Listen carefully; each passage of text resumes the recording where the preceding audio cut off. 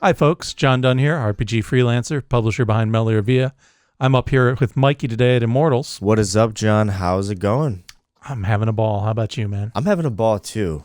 I'm glad to hear it. Yeah, I'm just so eager to know what we're talking about today. Well, today we are going to talk about a universal game system. Okay, universal. What does that mean? Like any... It means you can use it for pretty much any kind of roleplay setting that you want to use it for. Okay. And the nice thing about this one is that it is a tried and true and thoroughly tested game system. And it is also one that's packaged as a toolkit so that you can easily do lots of different things with it. But there are settings out there already that are great examples, and they are award-winning, well-developed settings. One we're going to talk about today is basic role-playing from Chaosium. Now, this is the heart of the system that has been used with RuneQuest and Call of Cthulhu. We've certainly talked about both of those games and settings a whole lot. Rightfully so. Right? And this is the newest iteration of basic role-playing. I think it was a Gen Con release this year. We've had it on the shelf for a couple of weeks. Maybe it was a little after Gen Con. In any case, this is a 2023 release. It's a pretty new book. There is a license available for it.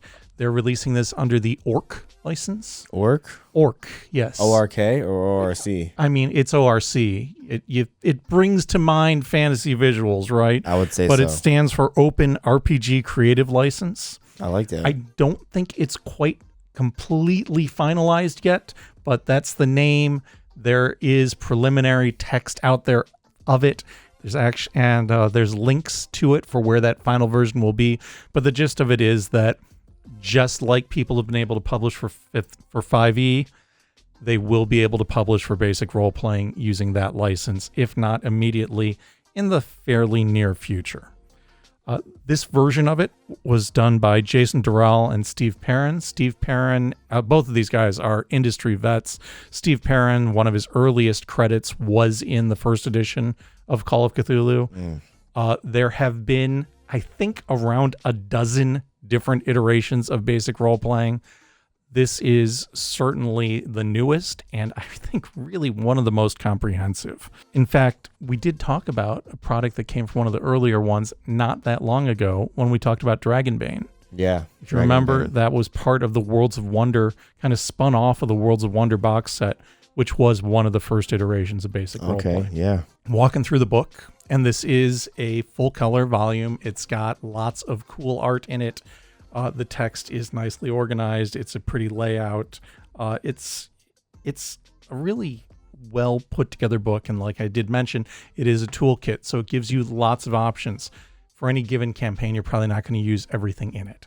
But walking through it, it starts off with just a general introduction to role-playing in general and to the basic roleplay system. And they basically say in that introduction, hey, if you know RuneQuest or Call of Cthulhu, you can probably skip this section because we're going to cover ground that you've seen before.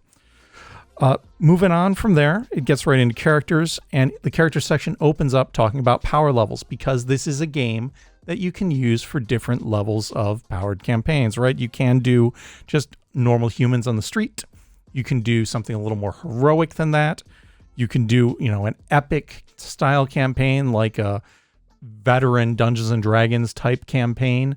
Or you can even get into superheroes if you want to do a Justice League power level super campaign. That is possible. That sounds epic. With this rule set. Right. So you can do epic and then pass that into superhuman, right? After that, we get into characteristics. Basically, your standard set that you've seen in other, probably Call of Cthulhu or RuneQuest. And then the professions, again, like you've seen in those sets. And then you have options here for tweaking to suit a campaign. So optional subsystems and characteristics. So if you want to use wealth for when you go to buy equipment, that's addressed here. If you want to use sanity, like in Call of Cthulhu, because there might be horrific things in your campaign, that's addressed here. Like I said, this is a toolbox.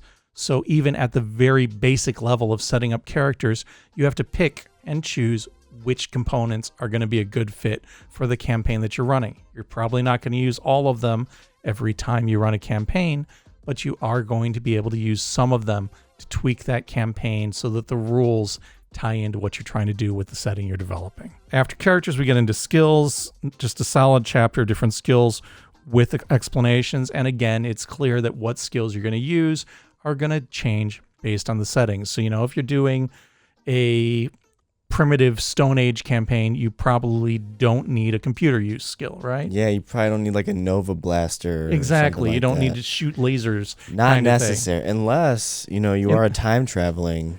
Well, and then entity. if you are doing a time traveling campaign, you probably need to have things that are focused in on that. Exactly. Right? So again, pick and choose what's relevant to the kind sense, of thing you're people, doing. Common sense. Yeah, common sense is definitely an issue, but knowing that you can look through things and pick and choose gives you a lot of possibilities, a lot of different options to play with at this level. Absolutely. Chapter after that is powers. May not fit into every campaign, but the campaigns where it does, you've got plenty of options here. You've got magic, mutations, psychic, sorcery, and superpowers. Just to clarify, magic and sorcery are different. And in a D&D sense, sorcery is more like divine magic, whereas magic is more like, traditional spell casting powers that just manipulate reality. And by divine magic, you mean like kind of God-given? Exactly, yeah, that kind of thing. After that, the next 3 chapters are very much game mechanics. You get into system, combat, and spot rules. And by spot rules, they mean situational rules. So things like falling damage or various environmental effects, extreme heat, extreme cold, spending time in a vacuum, those kinds of things. A lot of this, again, is very familiar ground if you're familiar with other settings that use this material, but it's spelled out here. You have options. You can pick and choose, again, which ones are going to be a good fit for you. After that, we get into equipment. It's pretty broad-ranging. You've got magic items, and then you've got stuff from primitive settings all the way up to high-tech, and then money and wealth rules for acquiring those. Again, need to pick and choose what's relevant to your campaign setting. After that, we get into game mastering. This is a really solid game mastering chapter with lots of functional advice for designing your campaign, but also planning things out and even just wrangling people. So knowing the best ways to get people organized so that they show up for your games on a consistent way and communicate in between the sessions so you continue to have development. Yeah. Right. Just, even things on scheduling. It's a well put together chapter. And then there's a checklist here for all the optional rules. Like I said, there's a lot of them that you're going to encounter at different points when you're setting things up and going through there and being able to say, yes, this one I'm using, this one I'm not. This is a solid, useful piece of information. After that, we get into settings. That chapter is basically your campaign setting building guide. And it gives you a lot of advice for, depending upon what genre and what time period you want to emulate, which rules you might want to include or which ones you might want to skip over and not include here. And going through this, I think if you had another setting that was paired with a rule system you didn't like, or even a TV show or a novel that had a setting that you really dug, this chapter could be a great way of leveraging those elements into a rule set that's really well suited for them and that is really well tried and tested for emulating a broad range of different things. After settings, there's a creatures chapter. It's 30 pages. You can only fit so much stuff in there, but you do get 19 different natural creatures, 18 fantasy, 7 summoned creatures. Summoned kind of means things like elementals and demons. 6 different science fiction critters, 23 different NPCs, and then some charts for customizing them and some different hit location things that could work for, say, a winged creature or an animal that happens to have, 4 legs and wings. All kinds of weird things there if you happen to be choosing to use a hit location section, which again is an optional rule. Flying squirrel. Absolutely. There's a couple of appendices after this, some conversion notes, just again, things you might pick and choose if you're working from other sources.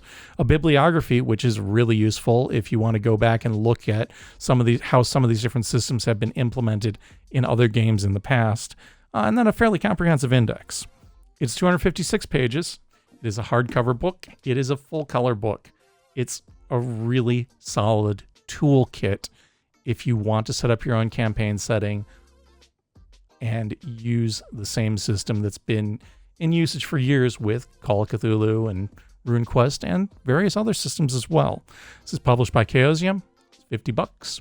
Got copies here on the shelf at Immortals Inc. Well said, John. It's all in one, it seems. So, yeah. Thank you for watching. Heck of a guys. book. Till next time, folks. Good gaming.